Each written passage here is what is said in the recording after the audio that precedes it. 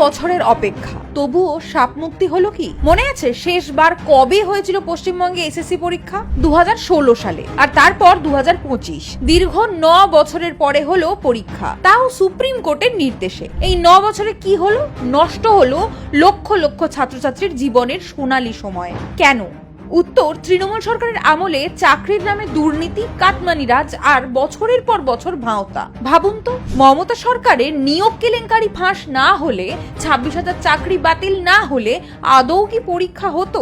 শুধুই কি ছাত্র যুবদের ভবিষ্যৎ নিয়ে ছেলে খেলা? নিজের যোগ্যতা প্রমাণ করতে 9 বছর আগের প্রথম স্থানাধিকারকেও আজ পরীক্ষায় বসতে হচ্ছে। আমি 2016-তে পেয়েও ছিলাম, আমার র্যাঙ্ক 1 ছিল আমার সাবজেক্টে, আমার ম্যাথমেটিক্সে র্যাঙ্ক 1। আজকে আমি এখানে বসে আছি, জানি না কালকে আমার সাথে কি হবে, আবার বেঁচেও থাকবো না মরে যাবো।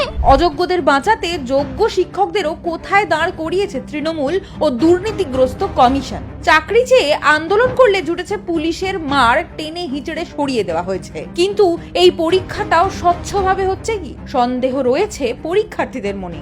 নিজেদের ব্যর্থতা ঢাকতে এখন আবার নতুন গল্প ফেটেছে মমতা সরকার। বিহার, উত্তরপ্রদেশের চাকরি নেই, তাই ভিন রাজ্য থেকে প্রার্থীরা পশ্চিমবঙ্গে চাকরির পরীক্ষায় বসেছে। কিন্তু বাস্তব তো অন্য কথা বলছে। বিহারে 2022 থেকে 2025 সালের মধ্যে প্রায় 3.5 লক্ষ শিক্ষক নিয়োগ।